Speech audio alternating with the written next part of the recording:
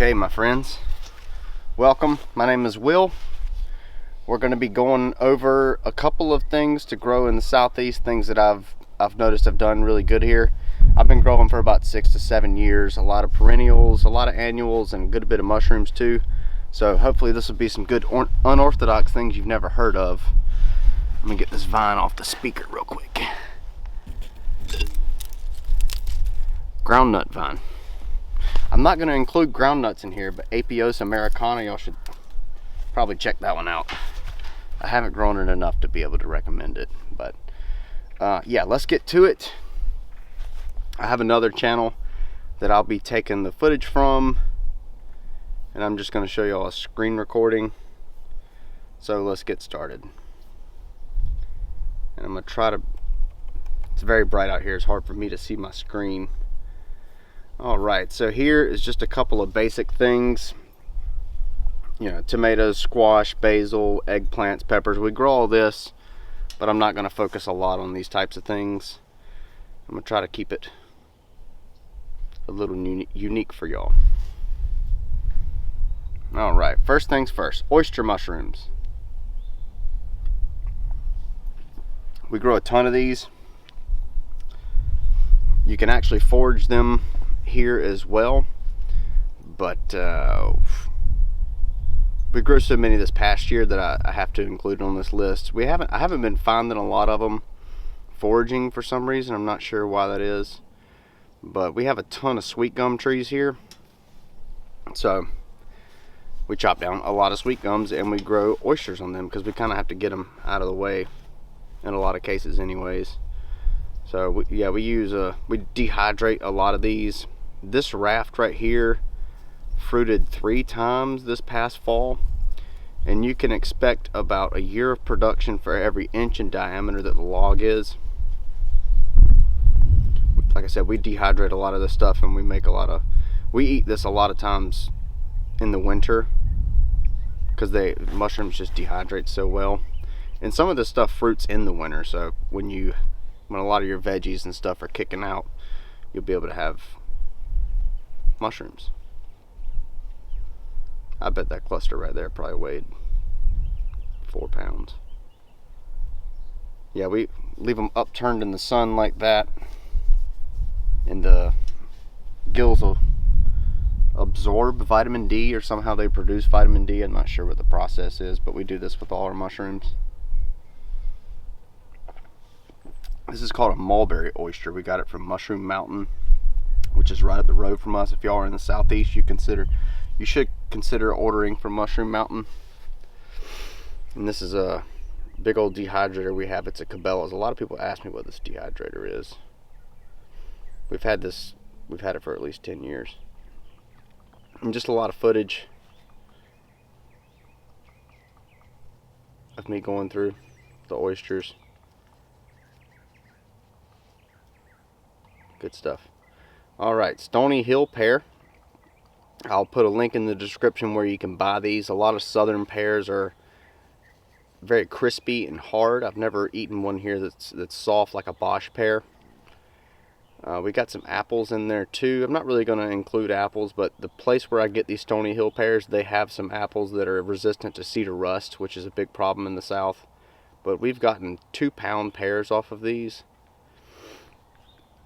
And there's also hood pears, which I'm also trying to grow. Muscadines and scuppernongs. I never know which one is which. I think these are muscadines, the purple ones, and I think the green ones are scuppernongs. For some reason I didn't have a lot of footage of muscadines and scuppernongs, but we grow those a lot. Those are the best grapes to grow in the southeast, in my experience. Alright, moving on to, is this rutabaga? Yeah, rutabagas and radishes. I think I'm going to do these back to back here. If you have a high tunnel, rutabagas are really good. Radishes you can grow outside really well here, but brassicas in general are just a little picky in the south. So I will just put one caveat with anything that's a brassica, is a high tunnel will really help you. We ate a ton of these rutabagas, let's see, probably about March, which they call March, Hungry March, because there's not a lot producing, but We ate a lot of rutabaga. I don't know what you call this, but it's got a ham hock or some bacon in there. I think this batch right here had bacon in it. And you just put some sugar to cut the bitterness from the rutabagas. Yeah, this dish was real good. We served it over rice. I'll put a link in the description to a couple recipes. Alright, now radish. This is called a black radish. I don't think there's a specific, I think it's just called a black radish, but I've noticed specifically black radishes do really good here. I saved the seeds from these right here. This is a wasabi radish, also did really good. Now, radish was another thing that I didn't really like. I've been growing it for years and I didn't eat it a ton, but I found a recipe that I'm going to show you in a second. This is avocado, my cat's sister. Everywhere I go I have a lot of garden kitties, it seems. Alright, this is the recipe. It's called sogogi muguk. It's a Korean dish. It's got fish sauce, chives, as you can see, pepper, and a fatty, I think we use ribeye here, but most of the recipes call for a brisket. And this recipe changed the game when it came to radishes, which I was very glad, because we can grow radishes so good and they grow so quick. I think most radishes can produce in about 28 days. Tomatillos, I haven't grown a ton of these, but usually like 1 or 2 plants will produce so many tomatillos. I'm going to grow a lot more this year. That way I can can some salsa. Bitter melon. Again, this was the first year that I have grown, not again, but this is the first year I grew bitter melon. A lot of people gave me a bunch of recipes to eat it green and the flesh when it's orange, but I never did. I just ate the seeds all season, but I did include it in this video just because it grew so well. It was extremely prolific. See how big they are. You have to pick these as soon as they start turning yellow like that. Watch them throughout the day, because by the end of the day, if you don't pick them, they can explode and you'll have bitter melon guts all over the place. Super prolific crop. Alright, this was, I'm about to show you my okra here, I believe, but this was the garden that I grew it in. Kibler Okra. There's also a variety called Clemson Spineless that do really good here. Like I said, this is an annual. I said I wasn't going to talk a lot about annuals, but I cannot leave out okra. It's just such a staple crop here. We eat okra all year round. What we don't eat, we dehydrate, or we'll batter it and we'll freeze it. And we eat fried okra pretty much year round. One tip, if you cut like okra or anything, it gets like 100 degrees here during the day. If you cut any vegetables or fruit in that temperature, if you put it in ice water, it will stay a lot fresher. And here's us battering it and frying it. The ice water trick works really well, keeping your stuff firm and fresh. Just more footage of okra. I think I'm drying a Berkeley's polypore here. Alright, I didn't include a lot of herbs, but I am going to say specifically thyme and sage, because I've had these plants here for almost 4 years. I grew these at my mom's, and then I transplanted them to here. And we've had like the same plants for 4 years, so I can't not include them, because we'll cut them off the plant, hang them up here, we'll let them dry, and as soon as they dry off of this hanging rack right here, we'll put them in a jar, and then we'll do another round. Livingston Butterbeans. This is my cat playing with one of the butterbeans. This past year was the first time I had grown butterbeans. Really awesome crop. I mean, super productive. The deer do like them though, so make sure you keep the deer out. That's some amaranth right there beside it. It's real pretty, but I'm not a great amaranth grower. Yeah, I'm gonna grow a lot more of these butterbeans next year. I think I only grew 2 trellises this past year, but they dry on the vine like that, and you just have to peel them at night or whenever, just when you're watching TV. It's nice to keep your hands busy. It's an heirloom from our area as well. Dutch Fort pumpkin. The Kibler Okra, the Dutch Fork Pumpkin, and the Livingston Butterbeans are all heirlooms from my area.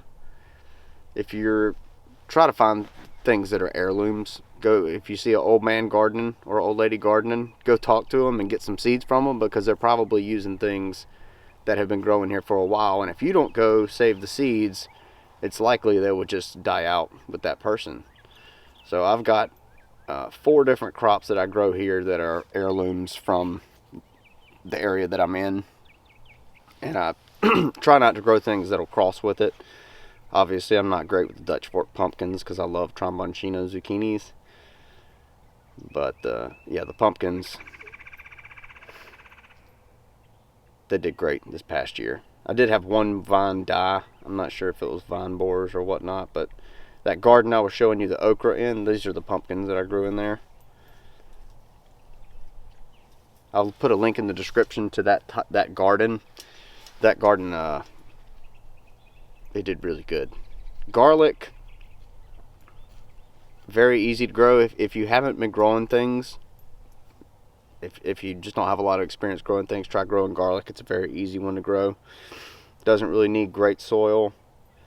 In my experience, I grow the stuff like in not fresh wood chip mulch, but aged wood chip mulch. And it's one of the only things that does really well in that. But you can eat the garlic scapes, and of course garlic itself. Yeah, I grow a lot of this. This was originally German white garlic that I got from Big Elk Garlic Farm, and I've been keeping the seeds for about 4 years, so it's probably kind of a land race to my area.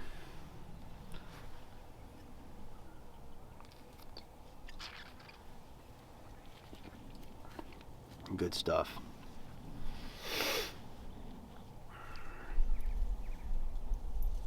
Yeah, I'm a garlic growing master.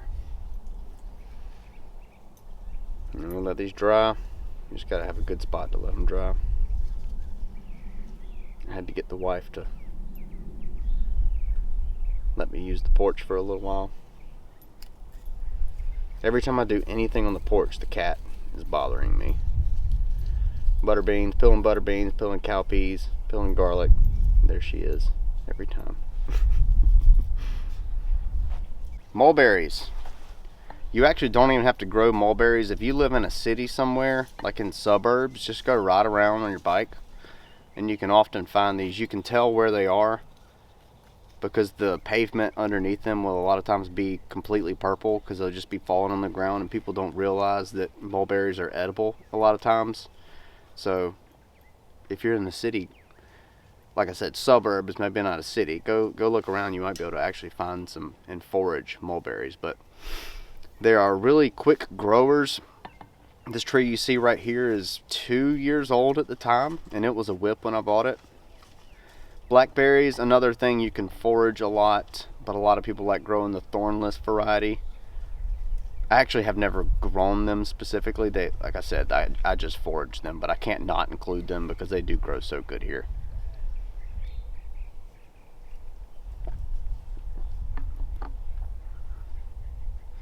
We'll put these in our mead, we'll freeze them, and we'll put them in our yogurt all year round.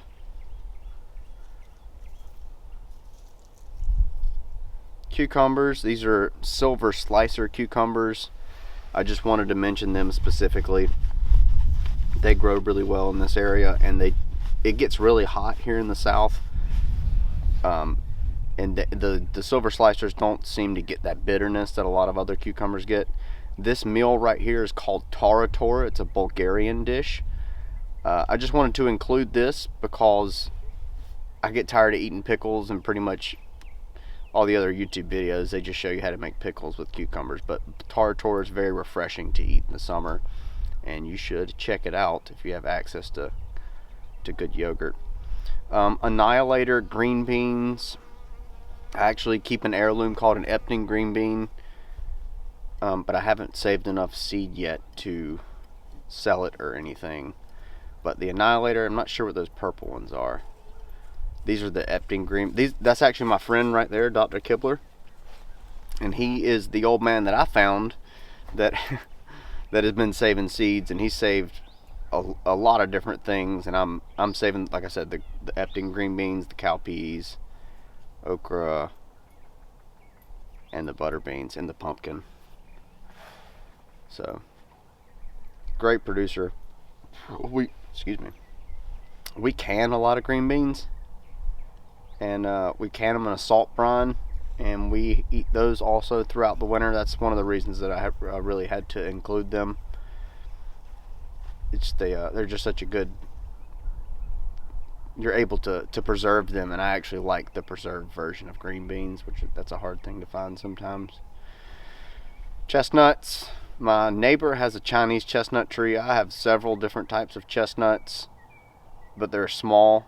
I think most chestnut trees takes like 7 to 12 years to produce, and I'm just now coming up on my 7th year, so I don't have anything. I might have something produce like a couple of nuts this year, but I just get these from my neighbor's tree, and I rake up the husks for him, and he allows me to eat the chestnuts. Yeah, we just soak them in salt water, or you can use red wine. Soak them for like 45 minutes, and I put them in a cast iron pan, and I put a top over them, and I let them steam. And when that water runs out, I'll fill it back up with water again and let it steam twice, basically. And we'll take it when the water's all steamed up, and we'll put it on this this chestnut roasting pan. It has holes in it. It's probably better to do this over an open fire, but this was still kind of warm outside and we didn't make a fire. But this will get that Maillard reaction. I think it's called Maillard reaction, where it browns it. And once you get the chestnuts nice and browned, blackened, you put the cast iron pan back over it. You put the chestnuts in the cast iron pan. You put a nice hunk of butter in there, and just top it with some salt when you're done. Taylor always freaks out when she watches this video because I use so much butter right here. But I like butter. And we eat this like popcorn.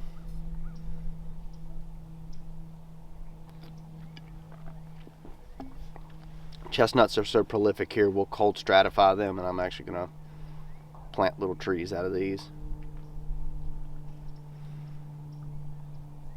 Prickly pear cactus, nopales. You can eat the pads on these, and you can also eat the fruit. Beautiful fruit. Eat the fresh pads on them, like in the spring. Once they get older, they get fibrous and they're not as good. But if you let them keep growing, you get this delicious fruit. And we made a drink out of them. It was very good. I'm going to grow a lot more of these. They are another survival crop, in my opinion, because they grow so easy. They can grow amongst weeds and whatnot, and you can also spot them growing amongst weeds, like a lot of things. Like I'm trying to grow goji berries, and a lot of times I can't find them like amongst the weeds if you're like doing a chop and drop system or something. But yeah, and these might keep the deer away from your fruit trees too, but you do have to worry about when the fruit starts producing. You don't want to have to look for them amongst cactus pads. That might not be a good idea. But yeah, we just peel them off. I got really good at this by the time I was done, and I didn't have to use a knife. And we just add water and blend it up with some sugar. A lot of people thought this was like fake coloring that I added to it, but no, that color was just that. It was just that pretty. Yeah, prickly pear fruit. Such good stuff. What's next? Alright, shiitake mushrooms. These are growing on white oak logs. I've found that white oaks seem to grow shiitakes the best. But we mostly use red oaks because that's mostly what we have around. We don't have a lot of white oaks, unfortunately. I think these are the largest shiitakes I have ever grown, but I have had like more. Mushrooms are usually a little bit smaller than this. Again, these came from Mushroom Mountain. Taylor's making this is a lot of what we make in the winter. Fettuccine Alfredo with mushrooms. If I don't have deer meat, I'll use mushrooms. And I'll eat the mushrooms with deer meat too. But there's a big flush that we had off one of the logs. Sorry, it's flashing so quick there. It's a short I pulled off my other YouTube channel. Alright, here's the cowpeas that I've been talking about. These are called chicken and dumpling cowpeas. If you're in the South, it's my understanding that cowpeas they do good here. This type does good here, but cowpeas in general are supposed to be a good southern crop that I didn't really know about until recently. Maybe it fell out of favor or something, and then I met Dr. Kibler and he was growing this, and I couldn't believe how prolific these things are. I grew these in that contour garden with the okra that you saw earlier, and they'll pretty much outcompete weeds. It is a awesome plant to grow. Making sure we're still recording here. Yeah, I think we got, between mine and Jess's garden, we got like maybe 20 gallons of these things. Another thing when you're sitting there watching TV at night or you have friends over, keep their hands busy. Potatoes, sorry, it's kind of a normal crop, but I do have to include it. Usually we can get about 2 crops of potatoes here. We had a bad potato bug problem last year, but we still got, this was still the harvest that we got, even though we had potato bugs. And we ended up harvesting a couple of those purple ones too late, but we still got a good crop. And after we harvested these, we left the beds fallow, and there were still some potatoes in the ground, and I lawnmowered. I took a lawnmower and I cut the weeds over those potatoes twice, I think, and we had these just pop up. I kind of let it grow after I mowed it, and we just had those pop up, so these were no work. Now the sweet potatoes, it was work to plant the sweet potatoes, but these regular potatoes, we didn't do any work for these. Sweet potatoes don't do great here because we have a lot of clay. Now if you're below the fall line in South Carolina, we have sand, and sweet potatoes will do a little better. Persimmons, we forage a lot of American persimmons. They just grow wild here, but I do grow a lot of, these are Fuyu persimmons. When I was little, we had a Sageoy persimmon tree, and that persimmon was like, they get persimmons like that, and they were really good. That's an American persimmon right there. Again, I just forage the American ones because they grow all over the place. And if you don't like American persimmons, they will attract deer. So you can have a deer tree if you want.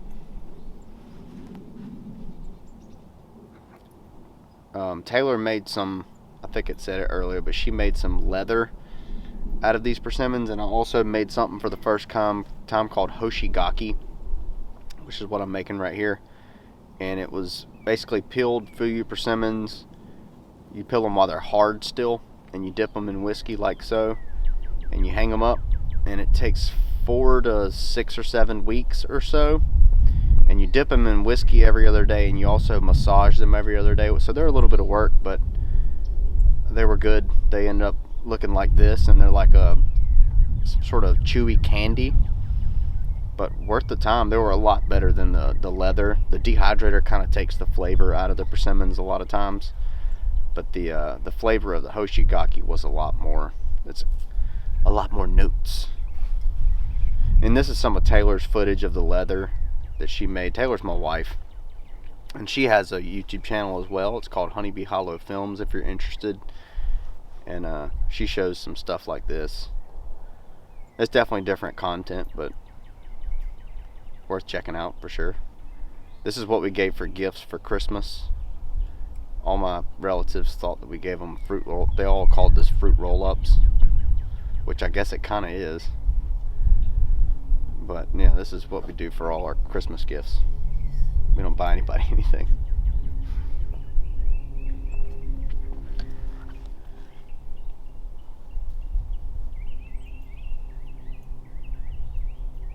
Yeah, this was good. Beets.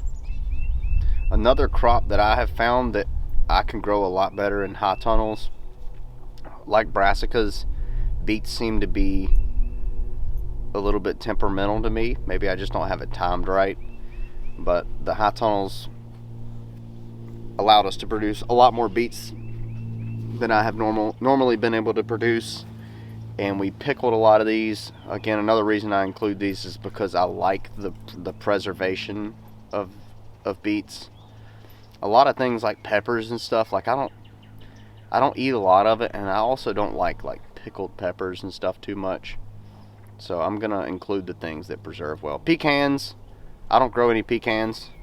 Whoops, let's not get ahead of ourselves. I don't grow any pecans myself, but there are old trees all around me. Like my grandma has tons of trees, so, and I am gonna get some pecans growing here, but I have to include it on the list because they do grow so well around here. And finally, as a bonus, I'm gonna add this. I actually haven't grown a lot of these mushrooms here that I'm about to show you, but I inoculated this log back in 2019, and I randomly stumbled upon it like 3 years later, and it had this huge fruiting of these mushrooms off of it, and I didn't even know it for the past like 3 years. It was probably producing good for me, and I just didn't even notice it. But I included on here because it did so good on this one log. But I'm not quite sure. I've only had this one big fruiting off of it. I inoculated a lot more of these this year, and we will see in the time being how good they do. But yeah, here they are. They're called Brickcap mushrooms. Another thing that I got from Mushroom Mountain. I think these were like, I took a class up there, and these were like in the discount basket, and I just grabbed them and did like one pack. Like I literally just did just this one log of these Brickcaps. So I am excited to see how they do. Probably the fall of 2024, I'll probably be able to get some more fruitings. But they're a beautiful mushroom. Look at that color on them. And they tasted really good. I was definitely happy with those. The Brickcaps do good in like December, and not a lot of other things are producing in December, so we'll see. Next, probably the fall of 2024, I'll probably give an update on the Brickcaps and see how they're doing. But yeah, all right. Looks like that's it. Let me know in the comments if y'all have anything that y'all think I should try. I have a lot of stuff that I'm growing, like goji berries and cornelian cherries, a lot of different cherry trees actually, Nanking cherry, but they're all kind of small, and I'm not quite sure how they actually do here. So yeah, let me know in the comments if y'all have anything that y'all think I should be growing, and maybe I'll order some, and we'll get to it. Other than that, thanks for watching, y'all. Peace out.